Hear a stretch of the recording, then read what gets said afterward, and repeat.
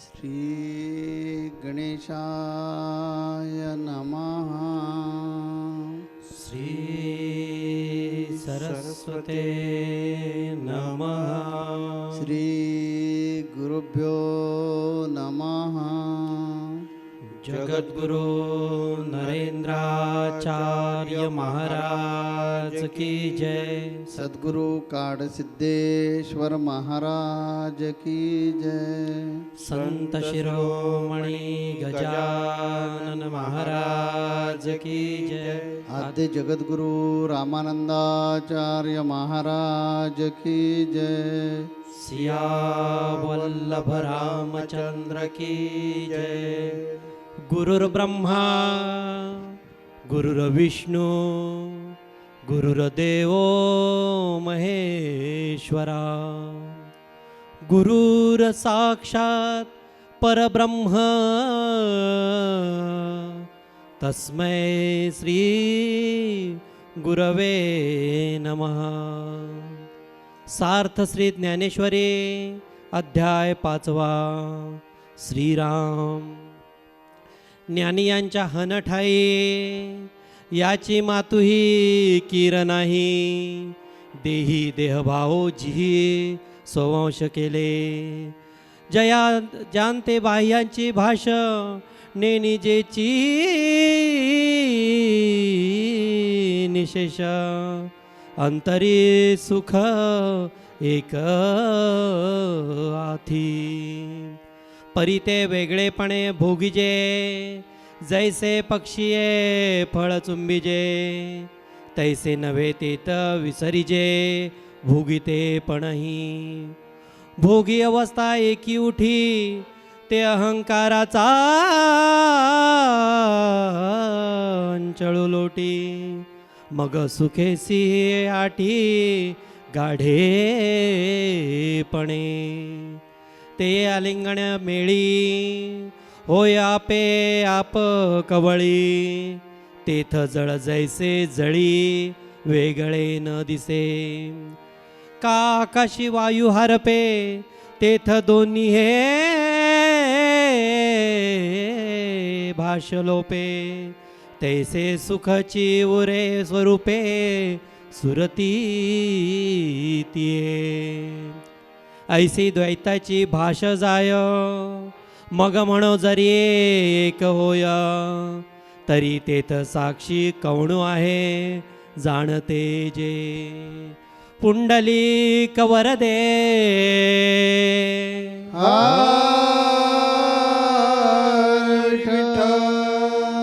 श्री ज्ञानदेव तुकाराम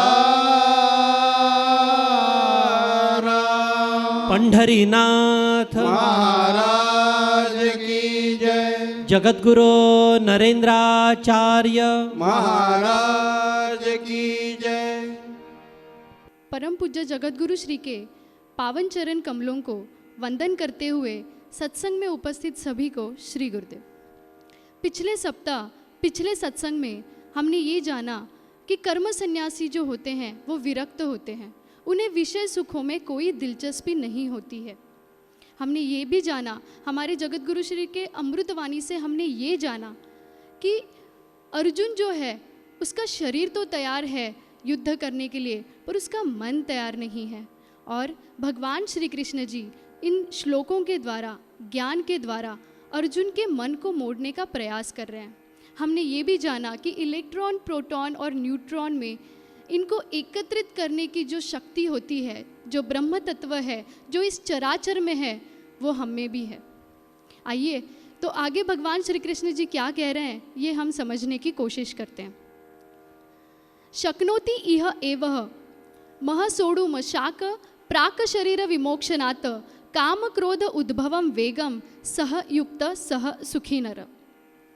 भगवान श्री कृष्ण जी इस श्लोक में कह रहे हैं शरीर विमोक्षनात् यानी शरीर के छोड़ने से पूर्व, प्राक यानी पूर्व, काम क्रोध उद्भवम वेगम यानी काम और क्रोध से उत्पन्न होने वाले वेग को शक्नोति सोडुम यानी जो सहन करने में समर्थ होता है वही योगी सुखी है। ऐसा भगवान श्री कृष्ण जी इस श्लोक के द्वारा कह रहे हैं। ज्ञानेश्वर महाराज जी ने इस श्लोक को अपने शब्दों से अलंकारित करते हुए कहा है कि जो परब्रह्म से एक रूप तदाकार हुए आत्मज्ञानी होते हैं उनमें उन्हें अहम ब्रह्मास्मि की प्रचिति आ चुकी होती है। जो मुझ में है वो इस चराचर में है, इसकी अनुभूति वो हर पल लेते हैं। जैसे एक पंछी है, वो फल चख रहा है, तो हमें वो क्रियाएं, संसारिक इंसान को वो क्रियाएं कैसे दिखती है? चखने योग्य फल, चखने वाला पंछी और चखने की क्रिया। पर जो आत्मज्ञानी, जो परब्रह्म से तदाकार हुए आत्मज्ञानी होते हैं, उनके लिए काल, कार्य और कर्म ये तीनों भी परब्रह्म स्वरूप होते हैं। जो मुझ में है वो चराचर में है, ये पहले ही वो खोज चुके होते हैं। जैसे अगर पानी में पानी मिला दे तो क्या वो अलग दिख सकते हैं? नहीं ना। अगर हम वायु को आकाश से मिला दे, क्या हम इन्हें अलग अलग देख सकते हैं? नहीं। ठीक उसी तरह जो परब्रह्म से, जो आत्मज्ञानी होते हैं, वो उनमें और परब्रह्म में कोई भेद नहीं होता। भगवान श्री कृष्ण जी इस श्लोक के द्वारा कह रहे हैं कि इस शरीर को छोड़ने से पूर्व, यानी ये बात हमारे सामने आने की है कि ये जो शरीर मिला है ये एक विशिष्ट अवधि के लिए मिला है, ये मर्यादित समय के लिए हमें मिला है। इसलिए कहा गया है शरीर विमोक्षणात्। ये आप जानते हैं, हम जानते हैं, सब जानते हैं कि हमें ये शरीर छोड़ना है। हमारे रोज़मात्रा के जीवन में आसपास मृत्यु और जन्म की कितने सारे खेल होते रहते हैं। किसी की एक्सीडेंट में मृत्यु हुई, किसी की बीमारी की वजह से मृत्यु हुई, और ये सारी घटनाओं का असर जब हम तक रहता है, हम पर रहता है, तब हम सोचते हैं कि नहीं भाई, हमें जन्म जो मिला है वो आवश्यक कार्य करने के लिए मिला है, निष्काम कर्म करने के लिए मिला है, ये हम जानते हैं। पर जैसे ही उस घटना का असर कम होता है हम भूल जाते हैं, हम अपनी सांसारिक मोह माया में फिर से बंध जाते हैं। पर भगवान श्री कृष्ण जी यहाँ पे कह रहे हैं कि ये शरीर छोड़ने से पूर्व तुम्हें आवश्यक कार्य करने हैं। कौन से आवश्यक कार्य करने हैं? तुम्हें आत्मज्ञान की प्राप्ति करनी है, तुम्हें निष्काम भाव से कर्म सन्यासी होकर प्रपंच करना है, और तुम्हें जन सेवा करनी है। अगर ये तीन आवश्यक कार्य तुम इस शरीर छोड़ने से पूर्व नहीं करते हो तो पुनरूपी जनन, पुनरूपी मरण, पुनरूपी जननी जठर शयनम, यानी फिर से तुम्हें इस जन्म मरण के फेरे में बंधना पड़ता है और फिर से वही से शुरुआत करनी पड़ती है उस आवश्यक कार्य को पूरा करने के लिए। पर हम करें क्या? हम संसारिक लोग हैं, माया इतनी प्रबल है कि हमें भली भांति ये ज्ञात है, फिर भी भीतर वो बोध जागृत नहीं होता। इसलिए सद्गुरु के चरणों में आना होता है, अपने मन को समर्पित करके सद्गुरु के चरणों में समर्पित करके अगर वो कर्म करते हैं तो वो फल, कर्म की आसक्ति हमें, कर्म के फल की आसक्ति हमें नहीं होती है। भगवान श्री कृष्ण जी श्लोक में दो विकारों का उल्लेख कर रहे हैं, वो है काम और क्रोध। देखिए, 5वीं कक्षा पास करके हमें 6ठी कक्षा पार करनी है। अगर 6ठी कक्षा पार नहीं करेंगे तो हम उस 7 लोक के दर्शन नहीं ले सकते। अब यहाँ पे 6ठी कक्षा क्यों कहा गया है, 6 की अंक क्यों कहा गया है? क्योंकि 6 यानी षड रिपु, षड रिपु, रिपु यानी शत्रु। जो इस नर देह के 6 शत्रु है, जो इस मनुष्य के 6 शत्रु हैं, उनमें से 2 विकारों का उल्लेख इस श्लोक में किया गया है, जो है काम और क्रोध। ये जो शत्रु है, ये हमारे सामने इनका पूरा परिचय नहीं आ पाता है। काम यानी हम क्या सोचते हैं? वासना। इतना छोटा स्वरूप नहीं है इस विकार का। काम यानी कामना, अनगिनित इच्छाएं जो हर पल हमारे मन में उमड़ती रहती है। मुझे घर लेना है, मुझे गाड़ी खरीदनी है, मुझे ये करना है, मुझे वो करना है, मुझे पैसे कमाने, न जाने कितनी सारी अनगिनत इच्छाएं हमारे मन में हर पल जागृत होती है। ये सारी इच्छाएं काम की श्रेणी में आती है। अब जो दूसरा विकार कहा गया है वो है क्रोध। क्रोध यानी फ्रस्ट्रेशन, क्रोध यानी खिन्नता, क्रोध यानी निराशा, क्रोध यानी गुस्सा करना। इतना छोटा स्वरूप नहीं है इस क्रोध का। खिन्नता, निराशा, कोई कामना पूरी ना हो, कोई इच्छा अतृप्त रह जाए, कोई इच्छा पूरी ना हो तो जन्म होता है क्रोध का। और ये काम और क्रोध मिलकर और 4 विकारों का निर्माण करते हैं। वो है मद, अहंकार, मत्सर, ईर्ष्या, लोभ और सबसे खतरनाक जो है वो है माया। ये काम और क्रोध मिलकर इन चारों का निर्माण करते हैं। देखिए, मुझे सबसे महंगी गाड़ी खरीदनी है, ये इच्छा, ये कामना मेरे मन में आई। अगर ये कामना पूरी हो तो जन्म होता है अहंकार का।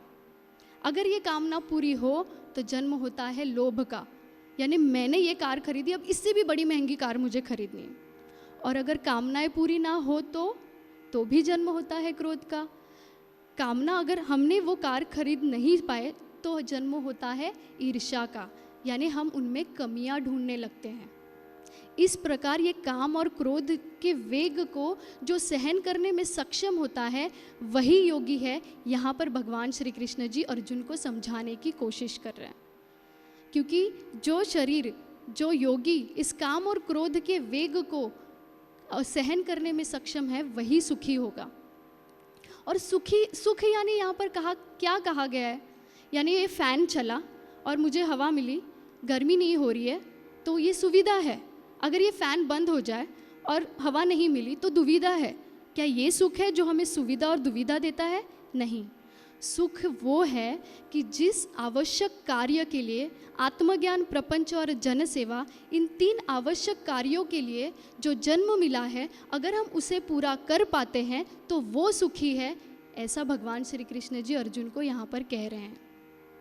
यानी ये मनुष्य देह मिलने के बाद हम कितने अंश में काम और क्रोध के वेग को सहन करने में सक्षम होते हैं, उसके ऊपर डिपेंड है कि हमें आगे किस जन्म में कैसे और कहाँ से शुरुआत करनी है। सद्गुरु के चरणों में आकर उनके ज्ञान द्वारा हम इन विकारों को उपलब्धियों के रूप में देख सकते हैं कि सद्गुरु का ज्ञान ही है जो इन षड विकारों को, ये काम और क्रोध के द्वारा निर्माण होने वाले बाकी विकारों को उपलब्धियां दे सकते हैं। जैसे सद्गुरु के ज्ञान के द्वारा काम और क्रोध को उपलब्धियों के रूप में देखें तो जन्म होता है साहस, धैर्य, शौर्य और विवेक का।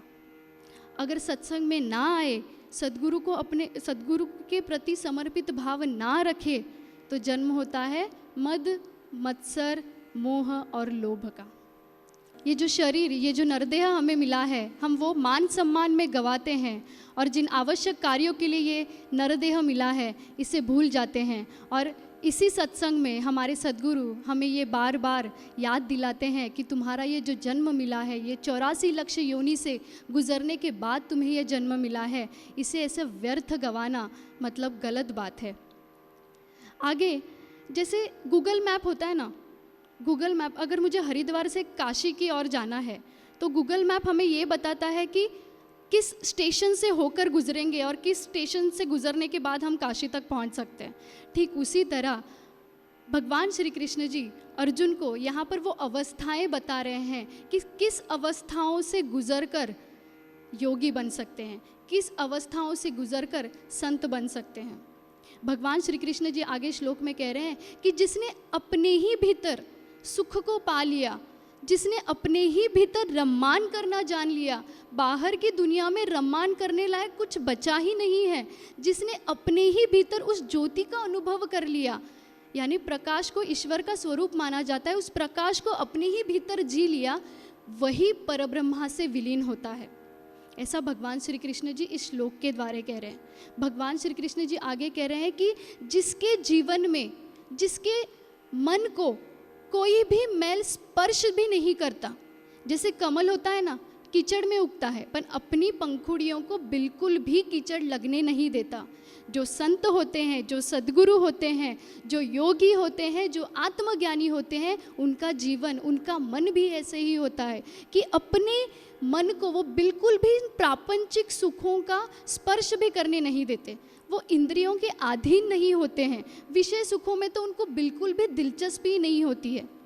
आगे भगवान श्री कृष्ण जी कह रहे हैं कि ऋषि वो होते हैं जिनके मन में कोई भी शंका नहीं होती है, उनके पूरे शंका का निरसन हो चुका होता है। सद्गुरु के चरणों में आकर ही हमारे भी मन का मन में जो शंकाएं उमड़ कर आती है उनका निरसन होता है। और सबसे गहरी बात जो हर एक श्लोक में बताई गई है वो है, इसी श्लोक में भी बताई गई है, वो है यतात्मानः। यतात्मानः इसका अर्थ है कि जिसने अपने आप पर स्वराज्य प्रस्थापित कर लिया, जिसने अपने आप पर अंकुश लगा दिया, जिसने अपने इंद्रियों को अपने अधीन कर लिया, वही योगी है। पर सबसे महत्वपूर्ण जो शब्द इस श्लोक में किया गया है वो है सर्वभूत हिते रताः। आप भले आपके मन में कोई भी मैल ना हो, आपके मन में भले कोई भी शंका क्यों ना हो, आपका इंद्रियों पर कंट्रोल अंकुश क्यों ना हो, पर अगर आप सर्वभूत हिते रता नहीं है तो आप ऋषि नहीं हैं। ऐसा भगवान श्री कृष्ण जी ने यहाँ पर कहा है। सर्वभूत हिते रता यानी जिसने दूसरों के दुखों को अपना मान लिया, जिसने मानव सेवा ही ईश्वर सेवा मान ली, जिसने दूसरों को सुख को अपना सुख मान लिया, जिसने अपना पूरा जीवन दूसरों के लिए समर्पित किया, वही संत है। और इसके बिना ऋषि की व्याख्या खत्म ही नहीं होती। और इसका सबसे बड़ा जीवित उदाहरण देखिए, ये जो गीता के श्लोक हैं, ये जो गीता है वो उस युग में कही गई थी, पर आज इस कलयुग में भी हम उसे जी सकते हैं, क्योंकि इस श्लोक का सर्वभूत हिते रता का जीवित उदाहरण हमारे सामने हमारे जगत गुरु श्री है, जिन्होंने अपने जीवन के 3 कार्य पूरे किए। प्रपंच भी कर रहे हैं निष्काम भाव से, कर्म सन्यासी होकर, आत्मज्ञान की प्राप्ति और जन सेवा। इतना बड़ा नंदनवन खड़ा करके, इतना बड़ा संप्रदाय खड़ा करके, निष्काम भाव से पूरा मन अपनी सद्गुरु के चरणों में अर्पण करके उन्होंने इतने बड़े संप्रदाय के जरिए न जाने कितने सारे अलग अलग उपक्रम शुरू किए। क्यों? खुद के लिए नहीं, जन सेवा ही ईश्वर सेवा है, इसलिए। इतना करके भी वो सारा श्रेय गजानन महाराज जी के चरणों में रखते हैं। तो इससे बड़ा कर्म सन्यासी का उदाहरण और क्या हो सकता है। यहाँ पर मुझे एक दृष्टांत याद आ रहा है। एक संत होते हैं, उनकी मृत्यु होती है। मृत्यु के बाद वो स्वर्गलोक जाते हैं। स्वर्गलोक के दरवाजे पर वो खड़े होते हैं। तब चित्रगुप्त भागते भागते आता है। चित्रगुप्त पूछता है, भाई आप कौन हो? आप यहाँ पे स्वर्गलोक के दरवाजे पर क्या कर रहे हो? तो वो संत जो ऋषि होते हैं, वो ऋषि कहते हैं कि तुमने मुझे पहचाना नहीं, मैं संत हूँ, मैं बहुत बड़ा ऋषि हूँ। चित्रगुप्त ने कहा, देखो आप ऋषि हो, ठीक है, पता है मुझे, पर हमारे यहाँ पे आप कितने बड़े हो कितने छोटे हो इसका लेखा जोखा हमारे पास नहीं है। आपने जो कर्म किए, जो पाप किए, जो पुण्य किए, उनका लेखा जोखा हमारे पास है। तो अगर आपको उस बारे में बात करना है तो मैं अपनी डायरी लेकर आता हूँ जिसमें वो सारा लेखा जोखा है। तो संत को अच्छा नहीं लगता, ऋषि जो होते हैं उनको अच्छा नहीं लगता। तो चित्रगुप्त वो डायरी लेकर आते हैं। अब डायरी में उनके जीवन के 2 भाग लिखे होते हैं। तो वो ऋषि चित्रगुप्त से कहते हैं कि देखो तुम ऐसे करो, मेरे जीवन का पहला भाग मत देखो, मुझे ऐसे लगता है कि मेरे जीवन के सारे पुण्य जो है ना वो दूसरे भाग में लिखे हुए हैं, तो तुम वही देखो। तो चित्रगुप्त कहते हैं कि ठीक है। जब वो जीवन के दूसरे भाग के पन्ने पलटते हैं तो वो पूरे कोरे होते हैं, यानी उस पर कुछ भी नहीं लिखा होता है। तो ऋषि कहते हैं ऐसा कैसे? मैंने जीवन के दूसरे भाग में खुद के लिए तप किए हैं, भगवान की आराधना की है, खुद को भगवान के चरणों में समर्पित किया है, तो सबसे बड़े पुण्य तो उसी भाग में होने चाहिए। तब चित्रगुप्त कहते हैं कि देखिए, आपने जो कर्म किए, यानी आपने जो आराधना की, आपने जो जप तप किए, वो अपने लिए किए, पर जीवन के पहले भाग में आपके सबसे ज़्यादा पुण्य है जिसकी वजह से आपको स्वर्गलोक मिलेगा। तो ऋषि एकदम आश्चर्यचकित हो जाते हैं कि ऐसा क्या किया मैंने जीवन के पहले भाग में। तब चित्रगुप्त कहते हैं कि तुमने जीवन के अपने पहले भाग में लोगों की सेवा की, जन सेवा ही ईश्वर सेवा माना, और अपना जीवन दूसरों के दुख कम करने के लिए व्यतीत किया, इसलिए तुम्हारे पुण्य बढ़ गए और इसलिए तुम स्वर्गलोक में प्रवेश कर सकते हो। इस दृष्टांत के जरिए हम ये समझ सकते हैं कि जन सेवा ये कितनी महत्वपूर्ण है। यानी ये जो जन्म, ये जो नरदेह हमें मिला है, ये जन सेवा के लिए मिला है।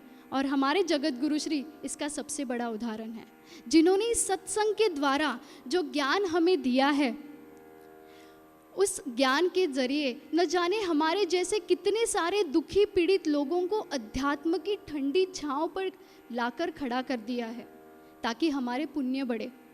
पर हम क्या करते हैं, सत्संग में जाते हैं, किसी से अनबन हो जाती है, हम सत्संग आना छोड़ देते हैं। हम संगठना में सेवा करते हैं, वो पता है सेवा हमसे क्यों करवाते हैं, वो खुद नहीं कर सकते, उनके लिए तो ये बड़ा आसान है, वो सब कुछ कर सकते हैं, पर क्यों नहीं करते? क्यों? क्योंकि वो जन सेवा हमसे हो और उस कार्य का हम भी एक हिस्सा हो, इसलिए वो सेवा हमसे करवाते हैं। पर हम क्या करते हैं, किसी से अनबन हो जाती है, संप्रदाय छोड़ देते हैं, किसी से अनबन हो जाती है, हम सेवा करना छोड़ देते हैं, किसी से अनबन हो जाती है, हम सत्संग में आना छोड़ देते हैं। अरे क्यों छोड़ रहे हो ये सत्संग जिसमें इतना सद्गुरु का ज्ञान भरा हुआ है, जिस ज्ञान के जरिए हम इस नरदेह की कीमत समझ सकते हैं, जो आत्मज्ञान, प्रपंच और जन सेवा करने के लिए जो हमें जन्म मिला है, उस जन्म का सार्थक इस ज्ञान के द्वारा ही तो होने वाला है। सद्गुरु खुद बोलते हैं कि मैं आ रहा हूँ सत्संग में, तुम आ जाओ। इतना कहने के बाद भी हम सत्संग नहीं आते, तो ये हमारा ही दुर्भाग्य है। हमारे सद्गुरु हर सत्संग के द्वारा हमारे काम और क्रोध के वेग को अंकुश लगाने के लिए 2 वचन कहते हैं, तुम जियो और दूसरों को जीने दो, और सपने में भी किसी का बुरा नहीं सोचना है। बस अगर हम इतना भी करते हैं, हमारे सद्गुरु की वाणी से ही निकला है कि वो अगर हम इतना भी करते हैं तो भी हमारे नरदेह का सार्थक हो जाता है। आइए तो एक दृष्टांत के जरिए हम समझने की कोशिश करते हैं कि हम किस तरह काम और क्रोध के वेग को अपने वश में कर सकते हैं, और सद्गुरु का कितना महत्वपूर्ण भूमिका इसमें होती है। एक शिष्य अपने सद्गुरु के पास जाता है और अपने सद्गुरु से कहता है कि हे गुरुवर्य, आप कृपा करके ना मुझे आत्मज्ञान की प्राप्ति करवाइए। तो सद्गुरु कहते हैं ठीक है, तुम ऐसे करो, प्रातःकाल आ जाना, कल नहा धो के एकदम स्वच्छ बन के आ जाना, मैं तुम्हें आत्मज्ञान की प्राप्ति कराता हूँ। वो जैसे ही आश्रम से चला जाता है तो सद्गुरु आश्रम में सेवा करने वाली एक माता से कहते हैं कि माता तुम ये करो, ये मेरा जो शिष्य अभी गया वो कल प्रातःकाल में आने वाला है, तो तुम जो साफ सफाई कर रही हो ना, वो जो धूल इस तरह उड़ाओ कि उसके पूरे कपड़े मैले हो जाए। तो माता कहती है कि वो मुझे डांटेगा, मैं हूँ ना, तुम क्यों चिंता कर रही हो, ऐसा सद्गुरु कहते हैं। वो जो शिष्य होता है वो प्रातःकाल स्नान करके वहाँ पर आ जाता है। अब आने के बाद वो महिला इस तरह से सफाई करती है कि पूरा मैल उसके शरीर पर, कपड़ों पर लग जाता है। तो फिर वो डांटने लगता है, चिल्लाने लगता है, गालियाँ देने लगता है, और वो महिला वहाँ से भाग जाती है। फिर वो नहा धो के सद्गुरु के पास आता है। तो सद्गुरु कहते हैं कि तुम्हारा बर्ताव ना जानवरों से भी गया गुजरा है, तो तुम अभी तो सुधरे नहीं हो, तुम 1 साल के बाद इसी दिन आ जाओ, मैं तुम्हें आत्मज्ञान की प्राप्ति कराऊंगा। तो शिष्य बड़ा आत्मीयता से कहता है कि हाँ ठीक है, मैं 1 साल के बाद इसी दिन आता हूँ। अब वो दिन आ जाता है, 1 साल के बाद वो दिन आ जाता है। फिर वो सद्गुरु महिला से कहते हैं कि तुम इस तरह धूल उड़ाओ कि कीचड़ उसके पूरे कपड़ों पर लगना चाहिए, पहले तो मैल लगाया था, अब कीचड़ लगना चाहिए। तो वो शिष्य आता है प्रातःकाल नहा धो के साफ सुथरा होकर, वो महिला फिर से कीचड़ उड़ाती है। अब वो उससे गुर्राता है, कुछ बोलता नहीं है, बस सिर्फ गुर्राता है, और फिर नहा धो के सद्गुरु के पास जाता है। सद्गुरु कहते हैं कि तुम जानवरों से तो अब सुधर गए हो, पर सांप की तरह फन निकाल रहे हो, तो इसलिए तुम्हें आत्मज्ञान की प्राप्ति तो अभी तो नहीं हो सकती। तो तुम क्या करो, 1 साल के बाद फिर इसी दिन आ जाओ। अब 1 साल बीत जाता है। फिर से सद्गुरु महिला को कहते हैं कि तुम पूरी कचरे की टोकरी उस पर गिराना। वो 1 साल के बाद फिर से नहा धो के आ जाता है। वो महिला अपने गुरु के आदेश अनुसार कचरे की टोकरी उस पर डाल देते हैं। वो कुछ नहीं बोलता, वो उनके पीछे भागने लगता है, क्योंकि महिला होती है वो डर जाती है कि मैंने तो अभी कचरे की टोकरी डाली, अब तो ये मुझे मारेगा ही। वो महिला के पीछे जाता है और हाथ जोड़ने लगता है कि आपकी वजह से मुझे आत्मज्ञान की प्राप्ति हुई, और नहा धो के साफ सुथरा होकर सद्गुरु के पास जाता है और सद्गुरु को कहता है कि आत्मज्ञान की प्राप्ति मुझे हो चुकी है, क्योंकि मेरे अंदर जो काम और क्रोध जो भरा हुआ था वो आपने दूर कर दिया।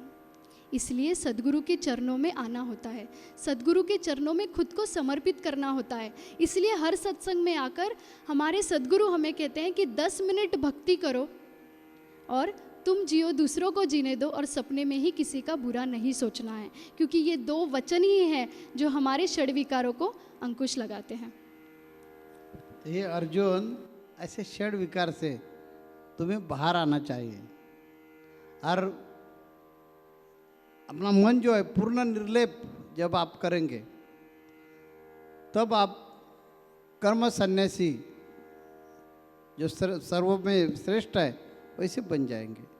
ऐसे भगवान कृष्ण अर्जुन को बोल रहे हैं और भी उनको प्रेरणा मिलने के लिए अगले श्लोक में भगवान कृष्ण अर्जुन को क्या बताते हैं वो अगले सत्संग में हम जरूर सुनेंगे।